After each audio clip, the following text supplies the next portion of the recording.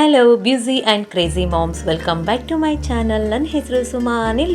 ಇಂದ ನಾನು ಕನ್ನಡ ಲಾಗ್ಸ್ನ ಮಾಡ್ತಾ ಇದ್ದೀನಿ. ಫ್ರೆಂಡ್ಸ್, ಬೆಳಗ್ಗೆ ಆದ ತಕ್ಷಣ ನಮ್ಮ ಕೆಲಸಗಳನ್ನು ಯಾವ ರೀತಿಯಾಗಿ ಬೇಗ ಬೇಗ ಮಾಡ್ಕೋಬೇಕು, ಹಾಗೆ ರಾತ್ರಿ ಆಗಿಬಿಟ್ರೆ ನಾಳೆ ಯಾವ ತಿಂಡಿಯನ್ನು ಮಾಡಲಿ, ಯಾವ ಕೆಲಸನ ಹೇಗೆ ಮಾಡಲಿ, ಅಪ್ಪ ಕಿಚನ್ ರೂಮಿಂದ ಬೇಗ ನಮಗೆ ಎಲ್ಲ ಕೆಲಸಗಳು ಮುಗಿದೋಗ್ಬಿಡಬೇಕು, ಟೈಮ್ನೆಲ್ಲ ನಾನು ಯಾವ ರೀತಿಯಾಗಿ ಸೇವ್ ಮಾಡಲಿ ಅಂತ ಚಿಂತೆ ಆಗ್ತಾ ಇರುತ್ತೆ. ಇದೇ ಥರ ಚಿಂತೆ ಡೈಲಿ ನನಗೂ ಬರ್ತಾ ಇರುತ್ತೆ. ಹೌಸ್ ವೈಫೇ ಆಗಿರ್ಬೋದು, ವರ್ಕ್ ಮಾಡೋಕ್ಕೆ ಹೋಗೋ ಅಂತಾರೆ ಆಗಿರ್ಬೋದು, ಎಲ್ಲರಿಗೂ ಟೈಮ್ ತುಂಬ ಇಂಪಾರ್ಟೆಂಟ್ ಆಗಿರುತ್ತೆ. ನನ್ನ ಹಸ್ಬೆಂಡ್ ಮಾರ್ನಿಂಗ್ ಶಿಫ್ಟ್ ಇದ್ದಾಗ 5:30ಗೆ ಡ್ಯೂಟಿಗೆ ಹೋಗ್ತಾರೆ. ನನ್ನ ಮಗನ ಸ್ಕೂಲು ಕೂಡ ಬೆಳಗ್ಗೆ ಇರುತ್ತೆ. 6 o'clock ಅಷ್ಟೊತ್ತಿಗೆ ಅವನು ಕೂಡ ರೆಡಿ ಮಾಡಬೇಕು. ಹಾಗಾಗಿ ಆ 1 ವೀಕ್ ನಾನು ಯಾವ ರೀತಿಯಾಗಿ ಟೈಮ್ ಮ್ಯಾನೇಜ್ಮೆಂಟ್ ಮಾಡ್ತೀನಿ ಅನ್ನೋದ್ರ ಬಗ್ಗೆ ನಿಮ್ಮೊಂದಿಗೆ ಇವತ್ತು ಶೇರ್ ಮಾಡ್ತಾ ಹೋಗ್ತೀನಿ. ಖಂಡಿತ ಇದು ನಿಮಗೂ ಕೂಡ ಯೂಸ್ಫುಲ್ ಆಗ್ಬೋದು. ಫ್ರೆಂಡ್ಸ್, ಈ ಒಂದು ಹಿಟ್ಟನ್ನು ನೀವು ಮಾಡಿಕೊಂಡು ಫ್ರಿಜ್ಜಲ್ಲಿ ಸ್ಟೋರ್ ಮಾಡಿಟ್ಕೊಂಡ್ಬಿಟ್ರೆ ಬೆಳಗ್ಗೆ, ಮಧ್ಯಾಹ್ನ ಹಾಗೆ ರಾತ್ರಿ ನಮಗೆ ಟೈಮ್ ಆದಾಗ ನಮಗೆ ಯಾವ್ದು ಥರ ಬೇಕೋ ಆ ಥರ ಟಿಫಿನನ್ನು ನಾವು ಪ್ರಿಪೇರನ್ನು ಮಾಡ್ಕೋಬೋದು. ಫ್ರೆಂಡ್ಸ್, ಇಲ್ಲಿ ನಾನು 1-2 ಕಪ್ ಅಷ್ಟು ಅಕ್ಕಿಯನ್ನು ತೆಗೆದುಕೊಂಡಿದ್ದೀನಿ. ಒಂದು ಅರ್ಧ ಬೌಲಷ್ಟು ಉದ್ದಿನ ಬೇಳೆಯನ್ನು ತೆಗೆದುಕೊಂಡಿದ್ದೀನಿ. ಅದರ ಜೊತೆಗೆ 1 ಸ್ಪೂನ್ಗಿಂತ ಸ್ವಲ್ಪ ಕಡಿಮೆ ಮೆಂತೆಕಾಳು, ಇದ್ರ ಜೊತೆಯಲ್ಲಿ 1-2 ಸ್ಪೂನ್ ಅಷ್ಟು ಕಡಲೆಬೇಳೆಯನ್ನು ನಾನಿಲ್ಲಿ ತೆಗೆದುಕೊಳ್ತಾ ಇದ್ದೀನಿ. ಏನು ಮಾಡ್ತಾ ಇದ್ದೀನಿ ಅಂದ್ಕೊಂಡ್ರೆ, ನಾನಿಲ್ಲಿ ದೋಸೆ ಹಿಟ್ಟನ್ನು ಪ್ರಿಪೇರ್ ಮಾಡ್ತಾ ಇದ್ದೀನಿ. ಈ ಒಂದು ಹಿಟ್ಟನ್ನು ನೀವು ಮಾಡಿಟ್ಕೊಂಡ್ರೆ ಬೆಳಗ್ಗೆ, ಮಧ್ಯಾಹ್ನ, ರಾತ್ರಿ ಯಾವ ಹೊತ್ತಲ್ಲಾದರೂ ದೋಸೆ, ಪಡ್ಡು, ಇಡ್ಲಿ 3 ಕೂಡ ನೀವು ಮಾಡ್ಕೋಬೋದು. ಅದರಲ್ಲೂ ದೋಸೆಯಲ್ಲಿ ತುಂಬ ವೆರೈಟೀಸ್ಗಳನ್ನು ಮಾಡ್ಕೋಬಹುದು. ಫ್ರೆಂಡ್ಸ್, ಪಾಲಿಷ್ ಮಾಡಿರೋ ಅಕ್ಕಿಗಿಂತ ಇಲ್ಲಿ ನೀವು ರೇಷನ್ ಅಕ್ಕಿಯನ್ನು ಯೂಸ್ ಮಾಡ್ಕೊಳ್ಳಿ. ಆವಾಗ ದೋಸೆ, ಪಡ್ಡು, ಇಡ್ಲಿ ತುಂಬ ಚೆನ್ನಾಗಿ ಬರುತ್ತೆ. ನಾನು ಊರಿಂದ ಬರುವಾಗ ಸ್ವಲ್ಪ ಈ ರೈಸನ್ನು ತೆಗೆದುಕೊಂಡು ಬಂದಿರ್ತೀನಿ. ಬೆಳಗ್ಗೆ ನೆನೆ ಹಾಕಿಬಿಟ್ಟು ಸಂಜೆ ರಾತ್ರಿ ಕೂಡ ಮಿಕ್ಸಿ ಮಾಡ್ಕೋಬಹುದು, ಇಲ್ಲಾಂದರೆ ಮಧ್ಯಾಹ್ನ ನೆನೆ ಹಾಕಿ ಸಂಜೆ ರಾತ್ರಿ ಕೂಡ ಮಾಡ್ಕೋಬಹುದು. ಇದ್ರ ಜೊತೆಗೆ ನೋಡಿ ಫ್ರೆಂಡ್ಸ್, ನಾನು ಸ್ವಲ್ಪ ಅನ್ನವನ್ನು ಸೇರಿಸ್ತಾ ಇದ್ದೀನಿ. ನೀವೊಂದ್ಸರಿ ಟ್ರೈ ಮಾಡಿ ನೋಡಿ. ದೋಸೆ, ಪಡ್ಡು ಎಲ್ಲ ಕ್ರಿಸ್ಪಿಯಾಗಿ ಬರುತ್ತೆ, ಕಲರ್ ಕೂಡ ತುಂಬ ಚೆನ್ನಾಗಿ ಬರುತ್ತೆ. ಅವಲಕ್ಕಿ ಹಾಕೋ ಬದಲು ನಾವು ಅನ್ನವನ್ನು ಕೂಡ ಬಳಸ್ಕೊಂಡ್ಬಿಟ್ಟು ಹಿಟ್ಟನ್ನು ಮಾಡ್ಕೋಬಹುದು. ಮಾಡೋ ಮುಂಚೆ ಈ ಥರ ಮಿಕ್ಸ್ ಮಾಡ್ಕೊಂಡ್ಬಿಟ್ಟು ನಾವು ಮಾಡೋದ್ರಿಂದ ನೀಟಾಗಿ ರುಬ್ಬುತ್ತೆ. ಬರೀ ಅನ್ನನೇ ಸಪ್ರೇಟಾಗಿ ನಾವು ರುಬ್ಲಿಕ್ಕೆ ಹೋದ್ವಿ ಅಂತಂದರೆ ಸ್ಮೂತಾಗಿ ಸ್ವಲ್ಪ ಮಿಕ್ಸಿ ಜಾರಿಗೆ ಹಿಡ್ಕೊಳ್ತಾ ಇರುತ್ತೆ. ಅಷ್ಟಾಗೇನು ಹಿಡ್ಕೊಳಲ್ಲ, ಬಟ್ ಈ ಥರ ಮಿಕ್ಸ್ ಮಾಡಿಬಿಟ್ರೆ ಎಲ್ಲ ನೀಟಾಗಿ ಗ್ರೈಂಡ್ ಆಗಿಬಿಡುತ್ತೆ. ತುಂಬ ಜಾಸ್ತಿ ಅನ್ನವನ್ನು ಕೂಡ ನಾವು ಯೂಸ್ ಮಾಡಬಾರ್ದು. ನೋಡ್ಕೊಂಡ್ಬಿಟ್ಟು ಸ್ವಲ್ಪ ಯೂಸನ್ನು ಮಾಡ್ಕೊಳ್ಳಿ. ಹಿಟ್ಟೆಲ್ಲ ಪ್ರಿಪೇರ್ ಆದಮೇಲೆ ಜಸ್ಟು ನೈಟು ಹಾಗೆ ಮುಚ್ಚಿಟ್ಬಿಡಿ. ಇದಕ್ಕೆ ಉಪ್ಪು, ಸೋಡಾ ಏನನ್ನು ಸೇರಿಸಬೇಡಿ. ಹಾಗೆ ಬೆಳಗ್ಗೆ ಹಿಟ್ಟು ಉಕ್ಕು ಬರುತ್ತೆ, ಜಾಸ್ತಿ ಹೊತ್ತು ಬಿಟ್ಟಷ್ಟು ಹುಳಿ ಕೂಡ ಬರುತ್ತೆ. ಫ್ರೆಂಡ್ಸ್, ಇಲ್ಲಿ ವಿಂಟರ್ ಸೀಸನ್ ಇರೋದ್ರಿಂದ ಹಾಗೆ ಜೊತೆಗೆ ರಾತ್ರಿ ಸ್ವಲ್ಪ ಮಳೆ ಕೂಡ ಇಲ್ಲಿ ಬಂದಿದೆ. ಹಾಗಾಗಿ ಹಿಟ್ಟು ತುಂಬ ಜಾಸ್ತಿ ಉಪ್ಪು ಬಂದಿಲ್ಲ. ಇನ್ನೂ ಒಂದು ಸ್ವಲ್ಪ ಹೊತ್ತು ಬಿಟ್ಟರೆ ಇದು ಖಂಡಿತ ಜಾಸ್ತಿ ಉಪ್ಪು ಬರುತ್ತೆ. ಇವಾಗ ಬೆಳಗ್ಗೆ 5 ಗಂಟೆ ಅಲ್ವಾ, ಸೊ ನಾನು ಇವಾಗ ಎದ್ಬಿಟ್ಟು ಮೊದಲಿಗೆ ಇದನ್ನೆಲ್ಲ ನೀಟಾಗಿ ಒಂದ್ಸಾರಿ ಮಿಕ್ಸ್ ಮಾಡಿಕೊಂಡು ನಂತರ ನನಗೆ ಎಷ್ಟು ಬೇಕೋ ಅಷ್ಟು ಉಪ್ಪು, ಸೋಡಾವನ್ನು ಇಲ್ಲಿ ಮಿಕ್ಸ್ ಮಾಡ್ಕೊಳ್ತಾ ಇದ್ದೀನಿ. ಯಾಕಂದರೆ ನಾವು ಇದನ್ನು ಸ್ಟೋರೇಜ್ ಮಾಡಬೇಕು ಅಂದಾಗ ಅದನ್ನು ಹಾಕಿಟ್ವಿ ಅಂತ ಅಂದರೆ ಬೇಗನೆ ಹುಳಿ ಬಂದುಬಿಡುತ್ತೆ ಹಿಟ್ಟು. ಅದಕ್ಕೋಸ್ಕರ ನಾವು ಸ್ಟೋರೇಜ್ ಮಾಡುವಾಗ ಉಪ್ಪು, ಸೋಡಾವನ್ನು ಮಿಕ್ಸ್ ಮಾಡ್ಕೋಬಾರ್ದು. ಎಷ್ಟನ್ನು ಮಾಡ್ತೀವೋ ಅದರ ಒಂದು 5 ನಿಮಿಷ ಮುಂಚೆ ಹಿಟ್ಟನ್ನು ತೆಕ್ಕೊಂಡ್ಬಿಟ್ಟು ಸೋಡಾ, ಉಪ್ಪನ್ನು ಈ ಥರ ಮಿಕ್ಸ್ ಮಾಡ್ಕೊಂಡು ದೋಸೆ, ಪಡ್ಡು, ಇಡ್ಲಿ ನಮಗೆ ಯಾವುದು ಬೇಕೋ ಅದನ್ನು ನಾವು ಪ್ಲ್ಯಾನ್ ಮಾಡಿ ಮಾಡ್ಕೋಬೋದು. ದಿನ ಒಂದೊಂದು ಥರ ತಿಂಡಿ ಮಾಡಿಕೊಂಡ್ರೂ ಕೂಡ ನಮಗೆ 3 ದಿನಕ್ಕೆ 3 ತರಹದ ತಿಂಡಿ ಆಗುತ್ತೆ. ಸಂಜೆ ಲೇಟಾಗಿ ವರ್ಕಿಂಗ್ ಮಾಡಿ ಬಂದು ಬೇಜಾರಾಗ್ತಾ ಇದ್ದರೆ ಏನಾದರೂ ಬೇರೆ ಥರ ಮಾಡೋಣ ಅಂದ್ಕೊಂಡಾಗ ದೋಸೆಯಲ್ಲಿ ತುಂಬ ವೆರೈಟೀಸ್ ಮಾಡಬಹುದು. ಆ ಥರ ಮಾಡ್ಕೊಂಡ್ಬಿಟ್ಟು ನೈಟ್ ಕೂಡ ನಾವು ಊಟನ ಮಾಡ್ಬೋದು. ಸದ್ಯಕ್ಕೆ ನಾನಿಲ್ಲಿ ಹಸ್ಬೆಂಡಿಗೋಸ್ಕರ ಟಿಫಿನ್ ಬಾಕ್ಸ್ನ ಪ್ರಿಪೇರ್ ಮಾಡೋಕ್ಕೋಸ್ಕರ ಒಂದು ಮೀಡಿಯಮ್ ಸೈಜಲ್ಲಿ 3 ದೋಸೆಗಳನ್ನು ಮಾಡ್ಕೊಂಡಿದ್ದೀನಿ. ಆದಷ್ಟು ಬಾಕ್ಸ್ ಮಾಡುವಾಗ ಸ್ವಲ್ಪ ಮೃದುವಾಗಿರ್ತಕ್ಕಂತಹ ದೋಸೆಗಳನ್ನು ನಾವು ಮಾಡಬೇಕು. ಮನೆಯಲ್ಲೇ ತಿನ್ನುವಾಗ ಕ್ರಿಸ್ಪಿಯನ್ನಾಗಿ ಮಾಡಿಕೊಂಡ್ರೆ ಚೆನ್ನಾಗಿರುತ್ತೆ. ನೈಟೇ ನಾನಿಲ್ಲಿ ಶೇಂಗಾ ಚಟ್ನಿಯನ್ನು ಪ್ರಿಪೇರ್ ಮಾಡಿ ಇಟ್ಟಿದ್ದೆ, ಫ್ರಿಜ್ಜಲ್ಲಿ ಬಾಕ್ಸಲ್ಲಿ ಹಾಕಿಟ್ಟಿದ್ದೆ. ಇವಾಗ ಅದನ್ನು ಹೊರಗಡೆ ತೆಗೆದುಬಿಟ್ಟು ಒಂದು ಟಿಶ್ಯೂ ಪೇಪರಿಂದ ನೀಟಾಗಿ ಎಲ್ಲ ಒರೆಸ್ಬಿಟ್ಟು ನಂತರ ನಾನು ಟಿಫಿನ್ ಬಾಕ್ಸನ್ನು ಬ್ಯಾಗಲ್ಲಿ ಇಡ್ತೀನಿ. ಇವಾಗ ಹಸ್ಬೆಂಡು ಡ್ಯೂಟಿಗೆ ಹೋಗಾಯಿತು. ನಂತರ ಮಗನಿಗೋಸ್ಕರ ಮತ್ತೆ ದೋಸೆಯನ್ನು ಮಾಡ್ತಾಯಿದ್ದೀನಿ. ಚಿಕ್ಕದಾಗಿರ್ತಕ್ಕಂಥ ಈ ಥರ ದೋಸೆಯನ್ನು ಮಾಡ್ತಾಯಿದ್ದೀನಿ. ಮಕ್ಕಳಿಗೆ ಈ ಥರ ಚಿಕ್ಕದಾಗಿ ದೋಸೆಯನ್ನು ಮಾಡಿಕೊಟ್ರೆ ಅವ್ರಿಗೆ ಟಿಫಿನ್ ತಿನ್ನುವಾಗ ಈಸಿ ಅನಿಸುತ್ತೆ. ಇನ್ನೊಂದು ಟೇಸ್ಟಿಯಾಗಿರ್ತಕ್ಕಂಥ ವೆಜಿಟೇಬಲ್ ದೋಸೆ ಮಾಡೋದನ್ನು ನಿಮಗೆ ತೋರಿಸ್ಕೊಡ್ತಾ ಇದ್ದೀನಿ. ನೆಕ್ಸ್ಟ್ ದಿನ ನಾವು ಹಿಟ್ಟು ಉಳಿದಾಗ ಈ ಥರ ಎಲ್ಲ ವೆಜಿಟೇಬಲ್ಸ್ನ ಹೆಚ್ಚಿಟ್ಕೊಂಡ್ಬಿಟ್ಟು ಈ ಥರ ದೋಸೆಯನ್ನು ಮಾಡ್ಬೋದು. ತುಂಬ ಚೆನ್ನಾಗಿ ಟೇಸ್ಟಿಯಾಗಿ ಬರುತ್ತೆ. ಮಕ್ಕಳಿಂದ ದೊಡ್ಡೋರವರೆಗೂ ತುಂಬ ಇಷ್ಟಪಟ್ಟು ತಿಂತಾರೆ. ನೀವು ಕೂಡ ಟ್ರೈ ಮಾಡಿ. ಹಾಗೆ ಎಗ್ ದೋಸೆ ಕೂಡ ನಾವು ಮಾಡ್ಕೋಬೋದು. ವೆಜಿಟೇಬಲ್ ಎಲ್ಲ ಹಾಕಿಬಿಟ್ಟು ಇದ್ರ ಮೇಲ್ಗಡೆ ನಾವು ಉಪ್ಪು, ಚಾಟ್ ಮಸಾಲ ಹಾಗೆ ಕಾಳು ಮೆಣಸಿನ ಪೌಡರ್ ಕೂಡ ಯೂಸ್ ಮಾಡ್ಕೋಬೋದು. ಹಾಗೆ ಮೈನೀಸ್ ಇತ್ತು ಅಂದರೆ ಮೈನೀಸ್ ಯೂಸ್ ಮಾಡ್ಬೋದು. ಚೀಸ್ ಕೂಡ ಹಾಕ್ಕೋಬೋದು.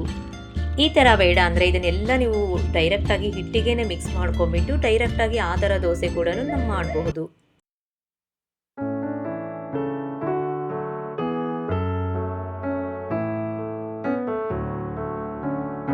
ಟಿಫಿನ್ ಎಲ್ಲ ಮಾಡಿ ಉಳಿದಿರೋ ಹಿಟ್ಟನ್ನು ನಾವು ಈ ಥರ ಒಂದು ಬಾಕ್ಸಲ್ಲಿ ಹಾಕಿಬಿಟ್ಟು ಸ್ಟೋರೇಜ್ ಮಾಡಿ ಫ್ರಿಜ್ಜಲ್ಲಿ ಇಟ್ಕೋಬಹುದು. ಫ್ರೆಂಡ್ಸ್, ನೀವಿಲ್ಲಿ ಶೇಂಗಾನ ಒಂದು ಮೀಡಿಯಂ ಫ್ಲೇಮ್ನ ಇಟ್ಕೊಂಡ್ಬಿಟ್ಟು ನಿಧಾನ ಉರಿಯಲ್ಲಿ ನೋಡಿ ಸ್ವಲ್ಪನೂ ಹೊತ್ತಲಿಲ್ಲಂಗೆ ಶೇಂಗಾನ ಫ್ರೈ ಮಾಡ್ಕೊಂಬಿಡಿ. ಹಾಗೆ ಡ್ರೈ ಫ್ರೈ ಇದನ್ನು ಮಾಡ್ಕೊಂಬಿಟ್ಟು ಒಂದು ಏರ್ ಕಂಟೈನರ್ ಬಾಕ್ಸಲ್ಲಿ ನೀವು ಸ್ಟೋರೇಜ್ ಮಾಡಿ ಇಟ್ಕೊಳ್ಳೋದ್ರಿಂದ ಬೇಕಂದ ತಕ್ಷಣವೇ ನೀವು ಶೇಂಗಾ ಚಟ್ನಿಯನ್ನು ಮಾಡ್ಕೋಬೋದು. ಇಡ್ಲಿ, ದೋಸೆ, ಪಡ್ಡಿಗೆ ಯೂಸ್ ಆಗುತ್ತೆ, ಚಪಾತಿ, ರೊಟ್ಟಿಗೆ ಯೂಸ್ ಆಗುತ್ತೆ. ಶೇಂಗಾ ಚಟ್ನಿ ಮಾಡ್ಕೊಳ್ಳೋ ಅಂಥದ್ದು ತುಂಬ ಈಸಿ, ತುಂಬ ಕ್ವಿಕ್ಕಾಗಿ ಆಗಿಬಿಡುತ್ತೆ. ಹಾಗೆಯೇ ಇದನ್ನು ನಾವು ನೈಟ್ ಕೂಡ ಪ್ರಿಪೇರ್ ಮಾಡಿ ಫ್ರಿಜ್ಜಲ್ಲಿ ಸ್ಟೋರ್ ಮಾಡಿ ಇಟ್ಕೊಂಡು ಮಾರ್ನಿಂಗ್ ಡ್ಯೂಟಿಗೆ ಹೋಗುವವರಿಗೆ ಬಾಕ್ಸ್ ಕೂಡ ಮಾಡಿ ಕಳಿಸ್ಬೋದು. ಹಾಗೆ ಮಾರ್ನಿಂಗ್ ಮಕ್ಕಳಿಗೆ ಬೇಗ ಟಿಫಿನ್ ಅನ್ನ ಮಾಡಿ ಕೂಡ ಕೊಡಬಹುದು.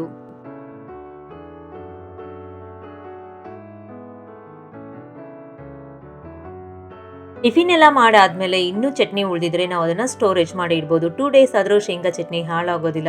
ಬೇಸಿಗೆಯಲ್ಲಿ ಕಂಪೇರ್ ಮಾಡಿದ್ರೆ ಕೊಬ್ಬರಿ ಚಟ್ನಿ ಬೇಗ ಹಾಳಾಗುತ್ತೆ, ಬಟ್ ಶೇಂಗಾ ಚಟ್ನಿ ಅಷ್ಟು ಬೇಗ ಹಾಳಾಗೋದಿಲ್ಲ.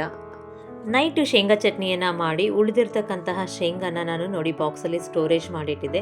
ಇವತ್ತು ಮಧ್ಯಾಹ್ನ ನನಗೆ ಫ್ರೀ ಟೈಮ್ ಇತ್ತು.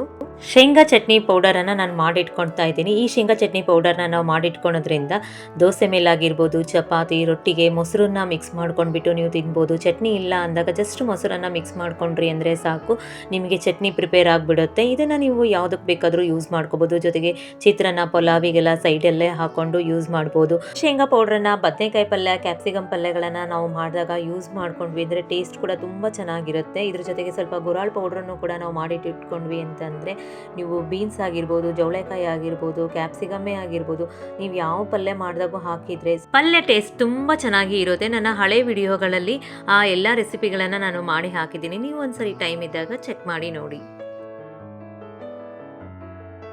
ಫ್ರೆಂಡ್ಸ್, ಡೈಲಿ ನಾವಿಲ್ಲಿ ಒಂದೊಂದು ಟಿಫಿನನ್ನು ಮಾಡಬೇಕಾಗುತ್ತೆ ಅಲ್ವಾ? ಹಾಗಾಗಿ ಬೆಳಗ್ಗೆ ಅರ್ಜೆಂಟಲ್ಲಿ ಮಾಡಲಿಕ್ಕೋಸ್ಕರ ನಾವು ರವವನ್ನು ಆಗಿರ್ಬೋದು, ಶಾವಿಗೆಯನ್ನು ಆಗಿರ್ಬೋದು ಫ್ರೈ ಮಾಡ್ಕೊತ ನಿಂತ್ಕೊಂಡ್ವಿ ಅಂದರೆ ಟೈಮ್ ತುಂಬ ವೇಸ್ಟ್ ಆಗಿಬಿಡುತ್ತೆ. ಅದಕ್ಕೋಸ್ಕರ ನಾವು ಫ್ರೀ ಟೈಮ್ ಇದ್ದಾಗ ರವಾ ಆಗಿರ್ಬೋದು, ಈ ಥರ ಶಾವಿಗೆಯನ್ನು ಆಗಿರ್ಬೋದು ಫ್ರೈ ಮಾಡಿಬಿಟ್ಟು ಅದನ್ನು ಸ್ಟೋರ್ ಮಾಡಿ ಇಟ್ಕೊಳ್ಳೋದ್ರಿಂದ ನಾವು ಬೇಕಂದ ತಕ್ಷಣ ಬೆಳಗ್ಗೆ ಜಸ್ಟ್ ಒಗ್ಗರಣೆ ಮಾಡಿಕೊಂಡ್ರೆ ಸಾಕು, ಹಾಗೆ ಟಿಫಿನನ್ನು ಮಾಡಿಬಿಡ್ಬೋದು.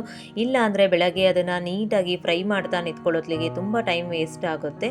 ಈ ಥರ ಫ್ರೀ ಟೈಮಲ್ಲಿ ನೀವು ಈ ವರ್ಕನ್ನು ಮಾಡಿ. ಫ್ರೈ ಮಾಡಿದ ತಕ್ಷಣ ನಾವು ಒಂದು ಪೇಪರಲ್ಲಾಗಿರ್ಬೋದು, ಒಂದು ಪರಾತದಲ್ಲಾಗಿರ್ಬೋದು ಇದನ್ನು ಆರಲಿಕ್ಕೆ ಬಿಡಬೇಕು. ಪೂರ್ತಿಯಾಗಿ ಆರಿದ ನಂತರ ನಾವು ಶಾವಿಗೆಯನ್ನಾಗಿರ್ಬೋದು, ರವವನ್ನಾಗಿರ್ಬೋದು ಈ ಥರ ಒಂದು ಬಾಕ್ಸಲ್ಲಿ ಸ್ಟೋರ್ ಮಾಡಿ ಇಟ್ಕೋಬೇಕು. ಹೆಚ್ಚಾಗಿ ನಾವು ಕೊಬ್ಬರಿಯನ್ನು ಯೂಸ್ ಮಾಡ್ತೀವಿ. ಹಾಗೆ ಒಡೆದಿರ್ತಕ್ಕಂತಹ ಕೊಬ್ಬರಿಗಳು ತುಂಬ ಇದೆ ಅಂತ ಹೇಳಿ ಅಂದ್ಕೊಂಡಾಗ ನೋಡಿ ನಾವು ಈ ಥರ ನೀಟಾಗಿ ಲೇಯರ್ ಆಗಿ ಚಿಕ್ಕ ಚಿಕ್ಕದಾಗಿ ಬರೋ ಥರ ಹೆಚ್ಕೊಂಡ್ಬಿಟ್ಟು ಅದನ್ನು ಒಂದು ಬಾಕ್ಸಲ್ಲಿ ಸ್ಟೋರ್ ಮಾಡಿ ನಾವು ಫ್ರಿಜ್ಜಲ್ಲಿ ಇಟ್ಕೊಳ್ಳೋದ್ರಿಂದ ನಮ್ಗೆ ಯಾವಾಗ ಮಸಾಲೆ ಮಾಡಬೇಕನ್ಸಿದ್ರು, ಚಟ್ನಿ ಮಾಡಬೇಕು ಅನಿಸಿದ್ರು ಹಾಗೆ ತೆಗೆದುಕೊಂಡ್ಬಿಟ್ಟು ಬೇಗ ಮಾಡ್ಬೋದು. ಆವಾಗ ಈ ಥರ ಕೊಬ್ಬರಿ ಹೆಚ್ಕೊತ ನಿಂತ್ಕೊಳ್ಳುವಂತಹ ಅವಶ್ಯಕತೆ ಇರೋದಿಲ್ಲ.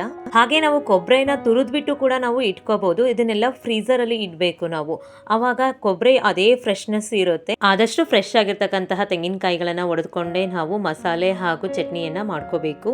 ಹಬ್ಬ ಮತ್ತೆ ದೇವಸ್ಥಾನಕ್ಕೆ ಹೋದಾಗ ದೇವರಿಗೆ ಅಂತ ಹೆಚ್ಚಿನ ತೆಂಗಿನಕಾಯಿಗಳನ್ನ ಒಡಿಸಿರ್ತೀವಿ. ಆ ಟೈಮಲ್ಲಿ ನಾವು ಈ ತರ ಕೊಬ್ಬರಿಯನ್ನ ಸ್ಟೋರೇಜ್ ಮಾಡಿ ಇಟ್ಕೋಬಹುದು. ಫ್ರೆಂಡ್ಸ್, ಇಲ್ಲಿ ನಾನು ಕ್ವಿಕ್ಕಾಗಿ ಈಸಿಯಾಗಿರ್ತಕ್ಕಂಥ ಒಂದು ಎಗ್ ಸಾಂಬಾರ್ ರೆಸಿಪಿನ ಮಾಡ್ತಾ ಇದ್ದೀನಿ.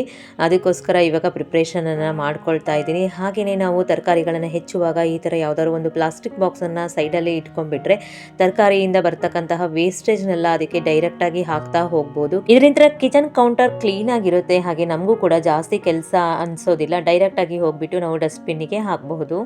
ಫ್ರೆಂಡ್ಸ್, ಸುಮಾರು ರೀತಿಯಲ್ಲಿ ನಾವು ಪ್ಲಾನ್ಗಳನ್ನು ಮಾಡಿಕೊಂಡು ಕಿಚನ್ ವರ್ಕ್ಗಳನ್ನು ಬೇಗನೆ ಮಾಡ್ಕೊಂಡ್ಬಿಡ್ಬೋದು. ಅದರಲ್ಲೂ ಕುಕ್ಕಿಂಗನ್ನು ನಾವು ಏನು ಮಾಡಬೇಕು ಒಂದು ವಾರದಲ್ಲಿ ಅನ್ನೋದನ್ನು ಮೊದಲು ಡಿಸೈಡ್ ಮಾಡ್ಕೊಂಡ್ಬಿಟ್ಟು ಸ್ವಲ್ಪ ಹೆಚ್ಚಾಗಿ ತರಕಾರಿಗಳನ್ನು ತೆಗೆದುಕೊಂಡು ಬಂದಿರಬೇಕು.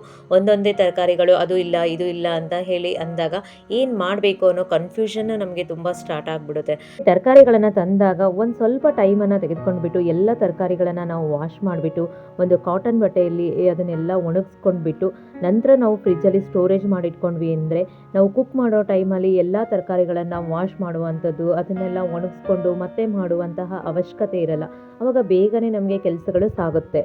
ಮುಖ್ಯವಾಗಿ ಮನೆಯಲ್ಲಿ ಬೇಗ ಬೇಗ ಖಾಲಿಯಾಗುವಂಥ ಐಟಮ್ಸ್ಗಳನ್ನಾಗಿರ್ಬೋದು, ಹಾಗೆ ಯೂಸ್ ಮಾಡುವಂಥ ಎಲ್ಲ ಐಟಮ್ಸ್ಗಳನ್ನು ಒಂದು ಲಿಸ್ಟ್ ಮಾಡ್ಕೊಂಡ್ಬಿಟ್ಟು 15 ಡೇಸ್ ಆರ್ 1 ಮಂತಿಗೆ ಒಂದ್ಸರಿ ಎಲ್ಲ ಗ್ರಾಸರಿ ಐಟಮ್ಸ್ಗಳನ್ನು ನಾವು ತೆಗೆದುಕೊಂಡು ಬಂದು ಇಟ್ಕೋಬೇಕು. ಆವಾಗ ಕ್ವಿಕ್ಕಾಗಿ ಯಾವುದಾಗುತ್ತೋ ಆ ಟೈಮಿಗೆ ನೋಡಿಕೊಂಡು ನಾವು ಬೇಗ ಪ್ಲಾನ್ ಮಾಡಿ ಏನಾದ್ರೂ ಮಾಡಬಹುದು. ಸ್ವಲ್ಪ ಬೆಳಗ್ಗೆ ಬೇಗ ಏಳುವಂತಹ ರೂಢಿಯನ್ನು ನಾವು ಮಾಡ್ಕೊಂಡ್ವಿ ಅಂತಂದರೆ ನಮ್ಮ ಕೆಲಸಗಳು ಬೇಗನೆ ಆಗುತ್ತೆ. ಆವಾಗ ನಮಗೆ ಸ್ಟ್ರೆಸ್ ಕೂಡ ಅನಿಸೋದಿಲ್ಲ. ಮಧ್ಯಾಹ್ನ ಫ್ರೀ ಟೈಮ್ನ ಮಾಡ್ಕೊಂಡ್ಬಿಟ್ಟು ನಾವು ಮಲ್ಕೋಬಹುದು.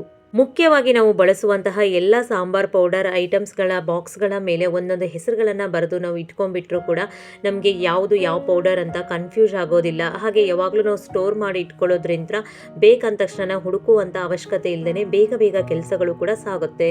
ನಮಗೆ ಅರ್ಜೆಂಟ್ ಟೈಮ್ ಅನಿಸಿದಾಗ ನಮಗೆ ಈಸಿ ಆಗುವಂತಹ ಟಿಫಿನ್ ಆಗಿರ್ಬೋದು, ಹಾಗೆ ಲಂಚ್ ಡಿನ್ನರ್ ಐಟಮ್ಸ್ಗಳನ್ನು ಮಾಡ್ಕೋಬೇಕು. ಹಾಗೆ ಫ್ರೀ ಟೈಮ್ ಇರುವಾಗ ಸ್ವಲ್ಪ ಟೈಮನ್ನು ಕೊಟ್ಬಿಟ್ಟು ನಾವು ಫ್ಯಾಮಿಲಿಗೋಸ್ಕರ ಮಕ್ಕಳಿಗೋಸ್ಕರ ಅಂತ ವೆರೈಟಿ ಆಗಿರ್ತಕ್ಕಂಥ ಐಟಮ್ಸ್ಗಳನ್ನು ಮಾಡಬೇಕು. ಆಗ ನಮಗೆ ಎರಡೂ ಕೂಡ ಮ್ಯಾನೇಜ್ ಆಗುತ್ತೆ. ಇದ್ರ ಜೊತೆ ಕಾಳುಗಳನ್ನು ಮೊಳಕೆ ಕಟ್ಟಿ ನಾವು ಪಲ್ಯಗಳನ್ನಾಗಿರ್ಬೋದು ಸಾಂಬಾರನ್ನು ಮಾಡ್ತಾ ಇರ್ತೀವಿ. ಹಾಗಾಗಿ 2 ಡೇಸ್ ಮುಂಚಿತವಾಗಿಯೇ ನಾವು ಪ್ಲಾನನ್ನು ಮಾಡ್ಕೊಂಡ್ಬಿಟ್ಟು ಕಾಳುಗಳನ್ನು ನೆನೆ ಹಾಕಿ ಇಡಬೇಕು. ಆಗ 2 ಡೇಸಲ್ಲಿ ಮೊಳಕೆ ಬರುತ್ತೆ. ಅದನ್ನು ನಂತರ ನಾವು ಫ್ರಿಜ್ಜಲ್ಲಿ ಸ್ಟೋರ್ ಕೂಡ ಮಾಡಿ ಇಟ್ಕೊಂಡು ನಮಗೆ ಬೇಕಾದಾಗ ಪಲ್ಯ ಸಾಂಬಾರುಗಳನ್ನು ಕೂಡ ನಾವು ಮಾಡ್ಕೋಬಹುದು. ಫ್ರೆಂಡ್ಸ್, ಪ್ರತಿಯೊಂದು ಸಿಚುವೇಶನ್ನು ಫೇಸ್ ಮಾಡುವಂಥದ್ದು ನಾವೇ. ಹಾಗಾಗಿ ನಾವು ಎಷ್ಟೊತ್ತಿಗೆ ಏಳಬೇಕು, ಎಷ್ಟೊತ್ತಿಗೆ ಮಲಗಬೇಕು, ಯಾವುದನ್ನು ಎಷ್ಟೊತ್ತಿಗೆ ಮಾಡಬೇಕು, ಯಾರು ಎಷ್ಟೊತ್ತಿಗೆ ಹೋಗ್ತಾರೆ, ಯಾರು ಯಾವುದನ್ನು ತಿಂತಾರೆ, ಪ್ರತಿಯೊಂದು ಗೃಹಿಣಿಯರಾದ ನಮಗೆ ಗೊತ್ತಿರುತ್ತೆ. ಸೊ ಅದರ ಮೇಲ್ಗಡೆ ನಾವು ನೋಡ್ಕೊಂಡ್ಬಿಟ್ಟು ಟೈಮ್ ಮ್ಯಾನೇಜ್ನ ಮಾಡಬೇಕು. ಫ್ರೆಂಡ್ಸ್, ಮುಂದಿನ ವಿಡಿಯೋದಲ್ಲಿ ಮತ್ತೆ ಸುಲಭವಾಗಿ ಮಾಡುವಂತಹ ಕುಕ್ಕಿಂಗ್ ವಿಡಿಯೋಸ್ಗಳೊಂದಿಗೆ ನಾನು ನಿಮ್ಮನ್ನು ಭೇಟಿಯಾಗ್ತೀನಿ. ಅಲ್ಲಿವರೆಗೂ ಯಾವಾಗಲೂ ನಗ್ತಾ ಇರಿ, ಸಂತೋಷವಾಗಿರಿ. ಹಾಗೆಯೇ ನನ್ನ ಚಾನಲ್ನಲ್ಲಿ ತುಂಬ ಈಸಿಯಾಗಿ ಮಾಡುವಂತಹ ರೆಸಿಪೀಸ್ಗಳನ್ನು ನಾನು ಈಗಾಗಲೇ ಅಪ್ಲೋಡ್ ಮಾಡಿದ್ದೇನೆ. ಸಮಯ ಸಿಕ್ಕಾಗ ನೋಡಿ. ಎಲ್ಲರಿಗೂ ನಮಸ್ಕಾರ.